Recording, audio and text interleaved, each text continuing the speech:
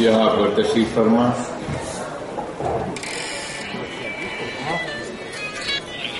ख़वातीन और हज़रात,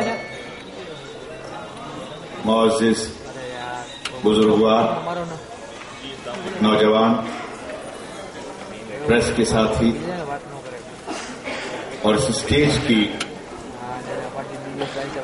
सदारत कर रहे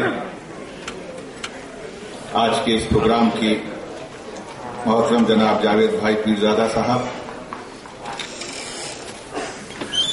आज का की नोट नहीं, जिन्होंने कौम मिल्लत के लिए आवाज बनने का काम किया, ऐसी शख्सियत मुझे शर्फ हासिल हुआ उनके पास बैठने का। मोहतरम मौलाना हजरत मोहम्मद फजलुर रहीम मुजद्दिद साहब, हमारे महाराष्ट्र से हमारे भाई, जिनको जब मैं सुन रहा था तो यकीन मानिए मेरी बाहें फड़कना शुरू हो गई। ये कोई पहली मर्तबा नहीं है, जब जब भी जहां भी इनको सुनने का मौका मिला, इतनी बेबाकी, इतनी सफाई और इतनी सच्चाई के साथ में ये बात रखते हैं। मैं बड़े अदब के साथ में नाम ले रहा हूं हमारे महाराष्ट्र के मंत्री भाई आरिफ नसीम खान साहब, मेरे भाई गुजरात में हमारी कांग्रेस पार्टी की प्रदेश के अध्यक्ष, हमेशा हक और हकूक की लड़ाई लड़ने वाले, कांग्रेस की नीतियों को और कांग्रेस की नीयत को गुजरात के चप्पे चप्पे में फैलाने वाले हमारे भाई अर्जुन भाई गढ़िया साहब, यहां तशरीफ फरमा हमारे साथी जो पार्लियामेंट में हमारे साथ हैं, जगदीश भाई ठाकुर साहब, कुंवर जी भाई साहब, एक नाम जिसको बार बार हम जब देखते हैं अपने बिल्कुल साथ में ही बैठते हैं, कभी गर्म होते हुए, कभी गुस्सा करते हुए, कभी अपने लोगों के हक के लिए हर तरह की लड़ाई लड़ने के लिए तैयार, हमारा विक्रम भाई,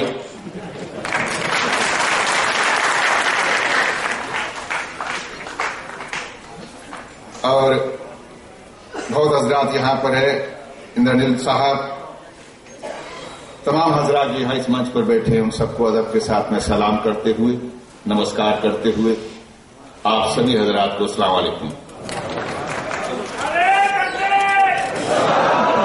अच्छा लगा, मैंने अस्सलाम वालेकुम से इसलिए शुरू किया कि इसमें एक बहुत दुआ के साथ में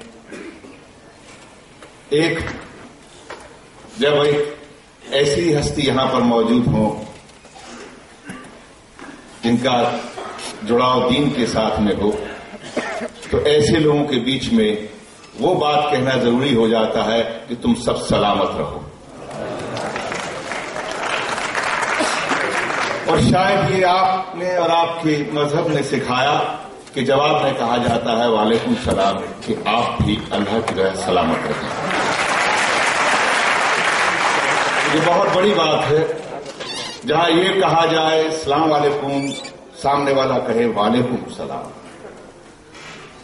आपके यहां से एक बंदा गया है बनारस में, एक बच्चे ने कहा सलाम वालेकुम, तो उसकी समझ में नहीं आया कि वो क्या कहे।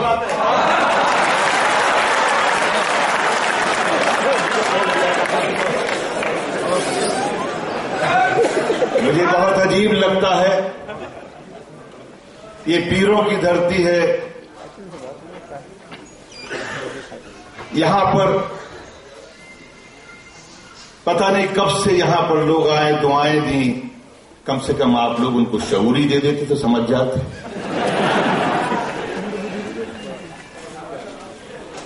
मैं बात को शुरू करने से पहले इस बात को इसलिए कहा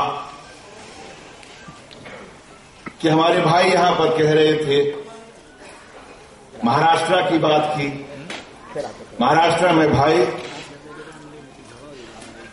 जिन लोगों की सरकार है उनकी नीयत अच्छी है, उनकी नीतियां अच्छी हैं, इंसानियत में यकीन रखते हैं, भरोसा रखते हैं, इसलिए वहां पर वो बात लागू हो रही है। जिनको शऊर ना हो उनसे आप क्या उम्मीद कर सकते हैं। चाहे हिंदू हो या मुसलमान, जब नमस्ते करते हैं तो सामने वाला भी नमस्ते करता है, यानी हम आपके नमन करके स्तुति करते हैं तो कहता मैं भी आपकी नमन करके स्तुति करता हूं। ये है हमारी गंगा जमुनी तहजीब। और वो शख्स हमें ये सिखाने गया है कि गंगा की सफाई करो। वो बनारस में जाके कहता है कि गंगा की सफाई करो। तू गंगा की तरफ आया है, पहले गंगा का पानी अपने मुख पे डाल के देख, शायद तू उसको पचा नहीं पाएगा, क्योंकि यहां पे इंसानियत बसती है, यहां पर गंगा जमुनी तहजीब बसती है। मैं उस तरफ नहीं जाना चाहता, वापस यहीं आना चाहता हूं कि जहां पर आज जिस मौजू पर आज ये सेमिनार हो रहा है, ये सेमिनार बहुत सारे नौजवान बच्चे यहां पर मौजूद हैं, उनके वालिदैन भी मौजूद हैं। अच्छा लगा, तफसील में बातें यहां पर हुई। मैं अगर 15 पॉइंट प्रोग्राम की बात कहूं प्राइम मिनिस्टर के, मैं अगर स्ट्रक्चर कमेटी के बारे में कहूं तो शायद अच्छा नहीं लगेगा, ऐसा लगेगा कि कुछ यहां भी रोशनी है, यहां भी दीपक है, यहां भी दीपक वाले बैठे हैं, रोशनी यहां भी है। इन चिरागों के सामने मैं बहुत टिमटिमाता हुआ सा नजर आऊंगा। मैं सिर्फ इतना ही कहना चाहता हूं कि नौजवान, यहां से जो बात कही गई है, दिल्ली से यूपीए सरकार ने जो बात कही है, सोनिया गांधी ने जो बात कही है, मनमोहन सिंह जी ने जो बात कही है, मौलाना जिस बात को कह रहे हैं, नसीम साहब ने जिस बात को कहा है, राहुल गांधी जिसके लिए पीछे पड़ा हुआ जिस बात के लिए, वो बात एक ही है, तुझे पढ़ना है और आगे बढ़ना है।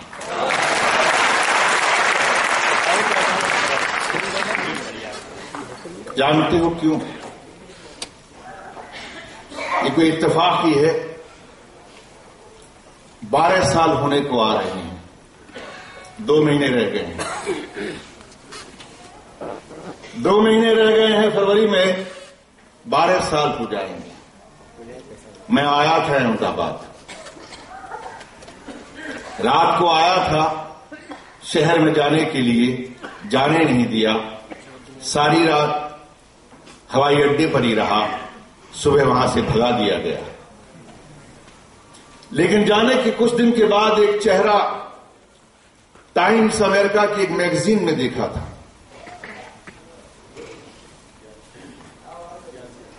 वो चेहरा आज तक मेरी आंखों में है, मेरी नहीं, शायद दुनिया के बहुत सारे लोगों की आंखों में था। एक नौजवान जो हाथ जोड़कर खड़ा था, बैठा था, इतना चेहरा था, हाथ जोड़े हुए था। वो कुछ ऐसा कह रहा था कि मेरे इर्द गिर्द जो है इसको मत जलाओ, यहां पर जो मेरे बच्चे, जो मेरे आसपास मेरे भाई बहन हैं, उनको मत मारो। उस चेहरे का नाम दिया था द फेस ऑफ राइट, दंगे का चेहरा। और उस चेहरे की आंखों में आंसू भरे हुए थे, निकले नहीं थे।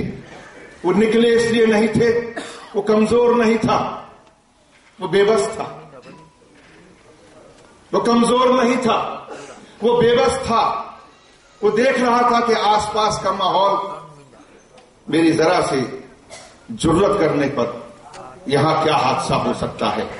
इसलिए तमाम आंसू उसने छलकाए नहीं थे, ढलकाए नहीं थे, लेकिन आंखों में भर लिए थे। और यकीन मानिए, जिसने वो चेहरा देखा होगा उसकी आंखों में आंसू छलक आए होंगे कि उसको देख करके वो क्यों नहीं। और वाकई कई जगह हुआ ऐसा उस चेहरे को देखकर जवाब मिला। कुछ लोगों ने, कुछ मुल्कों ने कहा कि हम किसी को आने नहीं देंगे, उस पर पाबंदी लगाते हैं। वो चेहरा था। और भी बहुत सारी चीजें थीं। बहुत सारे लोगों ने बहुत सारे काम करने का काम किया, लेकिन यूपीए सरकार ने कोई रास्ता ढूंढने का काम किया। ये आंसू भर गए हैं, ये बेबस हैं। और उस वक्त एक ईमानदार नियत के साथ में एक फैसला हुआ और सच्चर कमेटी 2005 में आई। 2006 में 1 बरस के बाद ही इस कमेटी का जो भी एक फैसला हुआ, जो रिजल्ट था, वो सामने और उसको कहा गया कि बहुत ही, एक नसीब भाई ने बहुत सही तरीके से बयान किया कि हकीकत सामने आई। हकीकत थी कि आखिर ऐसी कौन सी बात है। वो कमजोरी नजर आई, वो नजर आया इतने बरस क्या ये बेबसी क्यों हो रही है। उसके भी बहुत सारे वजूहात हैं। मुल्क बटा, मुल्क बटने के बाद में वो 40% वो लोग जो इस कौम मिल्लत में वाले थे, वो पढ़े लिखे लोग जो नौकरियों में थे, जो जुडिशरी में थे, जो सर्विसेज में थे, जो पुलिस में थे, जो फौज में थे, वो पढ़े लिखे लोग चले गए थे, उनकी भरपाई नहीं हो पाई। और ये समझ में आया, बहुत सारे नसीम खान जैसे लोग चाहिए थे, बहुत सारे ऐसे लोग चाहिए थे जो वर्दी पहन के, पुलिस की वर्दी पहन के, मिलिट्री की वर्दी पहनकर इनकम टैक्स के दफ्तरों में वो महफूज रख सके, वो ऐसा कुछ कानून जो सामने बना है उसका गलत इस्तेमाल ना कर सके। लेकिन वो लोग नहीं आ पाए और यूपीए सरकार की ईमानदारी ने इस सच्चर कमेटी की रिपोर्ट्स को सामने लाने का काम किया। धीरे धीरे जब लाए तो कहा गया अपीसमेंट। जब भी कुछ भी मुस्लिम के लिए कुछ करने की कोशिश की गई, जमात के लिए कुछ करने की कोशिश की गई, समुदाय के लिए करने के लिए कोशिश की गई, तो कांग्रेस पे इल्जाम लगा कि ये अपीसमेंट कर रहे हैं। उनको आईना दिखा दिया गया। अगर अपीसमेंट होता तो मुसलमानों का ये चेहरा और ये हाल ना होता। ये हिम्मत सामने आई और हिम्मत सामने आने के बाद मैं आज एक बात कहना चाहूंगा। मैं जानता हूं कि बहुत सारी बात है, आज भी इकोनॉमिस्ट के अंदर, बाहर के रिसालों में, मैगजीनों में कुछ छप रहा है और गुजरात के तजारती साहिबान की कुछ बयान छप रहे हैं। वो बयान कुछ ऐसे है कि दर्द जब हद से बढ़ जाता है तो वो दर्द दवा बन जाता है। तो बयान कुछ ऐसे हैं, वो बयान ऐसे हैं कि तिजारत करने वाला वो आज लिखता है कि यहां तरक्की हो रही है, कि यहां पर राइट्स नहीं हो रहे हैं। हां, क्योंकि राइट्स की हद हो गई। मेरठ में राइट्स नहीं हुए उसके बाद क्योंकि हद हो गई। मलाना में राइट्स नहीं हुए क्योंकि हद हो गई। भिवंडी में राइट्स नहीं हुए क्योंकि उसकी हद हो गई। जब हद हो जाती है तो उसके बाद वहां कुछ नहीं होता, फिर मुजफ्फरनगर ढूंढना पड़ता है, फिर नई जगह ढूंढनी पड़ती है। और मैं यहां पर इसलिए इस बात को कह रहा हूं कि मैं उस प्रदेश से आता हूं कि तमाम हिंदुस्तान का 25% मुसलमान उत्तर प्रदेश में रहता है। और आपके यहां से जाकर वो आदमी ये कहता है कि अब मैं चाहता हूं कि सबको तरक्की में साथ लिया जाए। ये देखिए गुजरात का ये चेहरा है, वहां पर वाइब्रेंट है। अच्छा हुआ कि आज वाइब्रेंट की सूरत नजर आ गई। बिल्कुल उसी तरह से कह रहा है जैसे कोई बगला कह दे कि मैंने मछली खाना छोड़ दिया।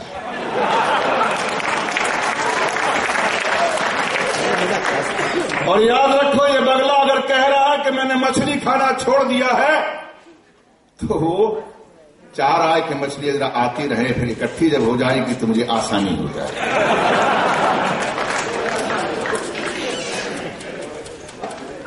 बुजुर्गवार, नौजवान साथी, अगर मैंने कहा है पढ़ना और आगे बढ़ना है, तो इसके पीछे अगर आज सच्चर कमेटी ने कुछ चीजें सामने कही है और आज मुसलमान चाह रहा है तो सिक्योरिटी, जस्टिस, एजुकेशन, एम्प्लॉयमेंट और हेल्थ केयर की बात कर रहा है, तो याद रखना ये तमाम चीजें जरूरी हैं और इस सब की बुनियाद है एक ही, वो है पढ़ना और आगे बढ़ना। हेल्थ जरूरी है क्योंकि फौज में भर्ती होना है, पुलिस में भर्ती होना है। ये भी बैठे हैं, हम भी बैठे 1992 में। मेरा ख्याल जो हादसा हुआ उसके बाद में तलाशते रहे कि कितने मुसलमान नौजवान हैं जो पुलिस में भर्ती हो सकते हैं। यकीन मानिए मिले नहीं थे, मिले तो 10वीं पास नहीं थे। इस बात को समझने की कोशिश करनी होगी, ये सिर्फ गुजरात की बात नहीं, यहां है या यहां के बाहर भी जाए आप, ये बात सोचनी पड़ेगी। ये बहुत अच्छी शुरुआत हुई है महाराष्ट्र के अंदर के आईएएस, आईपीएस, आईआरएस कानून ऊपर बन जाएगा, प्लानिंग कमीशन वहां पर बना देगी, सरकार जो है जिसकी नीयत सही होगी वो लागू कर देगी, लेकिन लागू करने के बाद में उसको चलाने के लिए जो लोग होंगे वो आपके नहीं होंगे, आपके हमदर्द नहीं होंगे, तो नहीं चल पाएगा। इसलिए चलाने के लिए वो ईंधन तैयार करो, पढ़ाई के लिए अपने आप को तैयार करो। अगर वहां पे 15 पॉइंट मिले हैं, आज 9 मंत्रालय केंद्र के जो है जिससे आपको मफाद मिल सकते हैं, जिससे आपको बेनिफिट्स मिल रहे हैं, उनका फायदा तभी होगा जब आप अपनी जिम्मेदारी को समझना शुरू करें। केवल मंचों से कहने से या आपके बैठकर सुनने से इसका हल नहीं निकलेगा। आने वाले कल में किस तरह से उन बगलों की जमात को रोका जाए, उसका इलाज सिर्फ एक ही होगा, जब शऊरमंद लोग ताकतवर हो जाएंगे तो बेशऊर अपने आप पीछे चले जाएंगे। और आज जरूरत है, मैं चाहता था कि आपके सामने इन चीजों के बारे में बात करूं, लेकिन इतनी तफसील से कहा गया कि उसका कोई माने नहीं रह जाता। माने तो अब यही रहता है कि हम अपनी जिम्मेदारी को कैसे निभाएं। और ये जिम्मेदारी आज कोई भी कुछ कहे, बहुत सारी चीजें हमारे दिल्ली में भी देखने को मिल रही हैं। बहुत आसान है ये कह देना कि वो बेईमान है,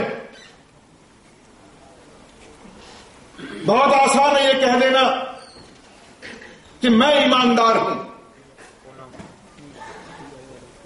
इसका जवाब जरूर दूंगा भी नहीं। ईमानदार होना इश्तिहार के नीचे लिख देने से मैं ईमानदार हूं, ईमानदार नहीं हो जाता। लेकिन कम से कम हम लोगों को बहकावे में नहीं आना। अगर नियत और नीति बनाने वाले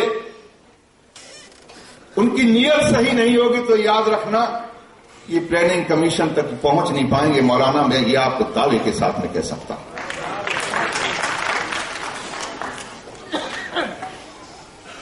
आज अपनी सूरत को, अपने उस हालात को मजबूत करने के लिए, अपनी पहचान को जो आज इस मुल्क के अंदर 15 से 20% है, अरे किसी टीम की कितनी भी बड़ी टीम क्यों ना हो, 4 सिर्फ बैट्समैन से जो टीम नहीं जीती जाती या 4 बॉलरों से टीम नहीं जीती जाती, अगर इस मुल्क के 15%, 20% लोग जो है कमजोर रह जाएंगे, वो पिछड़े रह जाएंगे, तो ये मुल्क कभी आगे नहीं बढ़ सकता। अगर ये मुल्क आगे नहीं बढ़ेगा तो ये कहना कि पड़ोसी मुल्क, बात पड़ोसी मुल्क की नहीं है। किसी मुल्क को भी देख लीजिए, आज लड़ाई हक और हकूक की है, और जब हक जिस तादाद में मिल रहा है, अगर वो खर्च होगा तो और ज्यादा मिलना शुरू होगा, अगर वहां नियत वाले लोग बैठे होंगे, नीति वाले लोग बैठे होंगे। इसको खर्च तो करो। 17,000 करोड़ रुपया आज है, यकीन मानिए खर्च नहीं हो नसीम भाई। केंद्र से जो पैसा सच्चर कमीशन के द्वारा, जो कमेटियां, जो 9 डिपार्टमेंट, जो 9 मंत्रालय, जो उनका पैसा खर्च नहीं हो रहा, वो खर्च तभी होगा जब पढ़ेंगे और आगे बढ़ेंगे, तब वो खर्च होगा, और खर्च करवाने की आप में ताकत है। तो यही आप हजरात से गुजरात है, गुजारिश है। गुजरात इसलिए निकला कि गुजरात बहुत कमाल का प्रदेश है।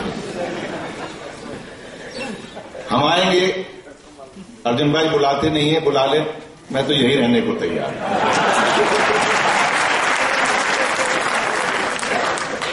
कम से कम कुछ रोज कहने को तो मिल जाएगा। नहीं, बेशक मुझे चुनाव न लड़ाए, लेकिन बुलवा तो ले।